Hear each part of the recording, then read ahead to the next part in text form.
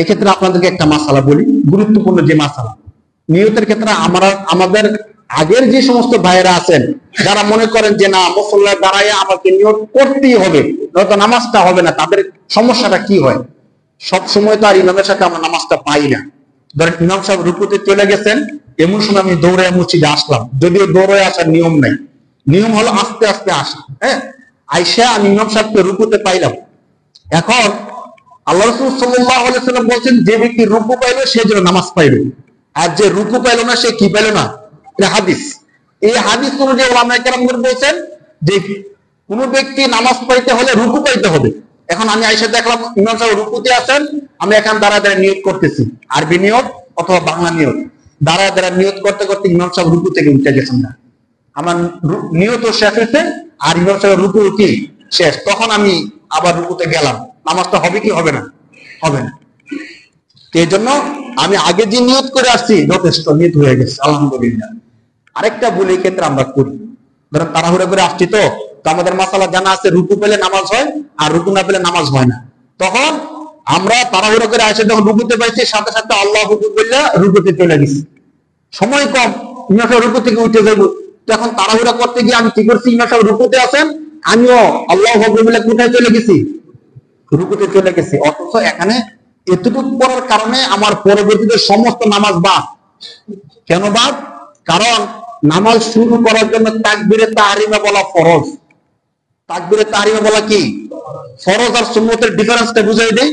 কেউ যদি নামাজের সুন্নত একটা মিস করে তার সওয়াব কম হবে, নামাজ নষ্ট হবে না।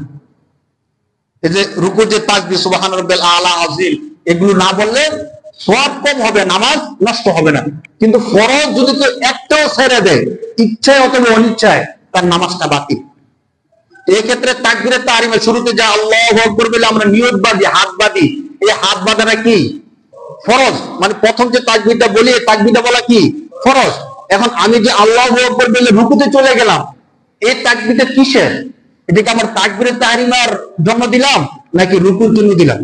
যেহেতু আল্লাহু আকবার রুকুতে চলে গেছে, এটা তো রুকুর তাকবীর, তো রুকুর তাকবীর দিলাম ঠিক আছে, তাহলে আমার তাকবীরে তাহরিমাটা কোথায়?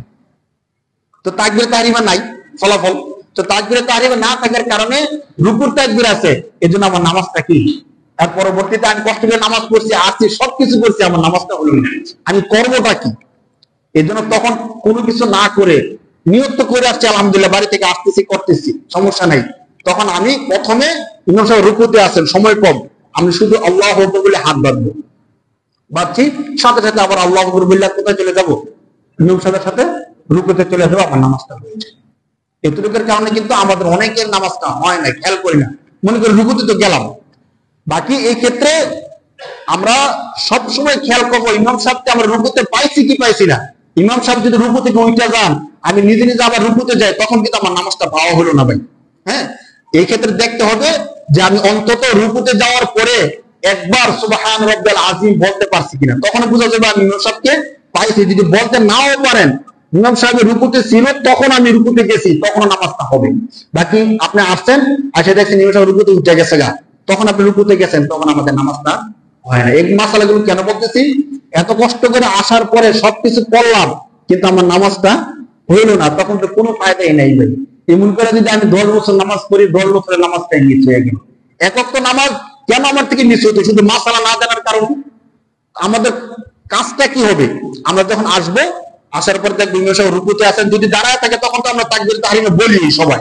যদি দেখি রুকুতে আছে, প্রথমে আল্লাহু আকবার বলে হাত বাঁধবো, পরে আল্লাহু আকবার বলে রুকুতে চলে যাওয়া, কিচ্ছু করতে হবে না। সানা সুবহানাকা যা আছে আমরা পড়ি, এগুলো পড়তে হবে না। যদি সময় থাকে পড়বো, আনালে পড়বো। কারণ এটা আপনি যদি এখন সানা পড়তে যান, সানা পড়তে পড়তে ইমাম সাহেব রুকু থেকে উঠে যাবে, এই জন্য আমরা আর পড়বো না, শুধু আল্লাহু আকবার বললে হাত বাঁধবো, আরেকটা আল্লাহু আকবার বললে আমরা রুকুতে চলে যাবো।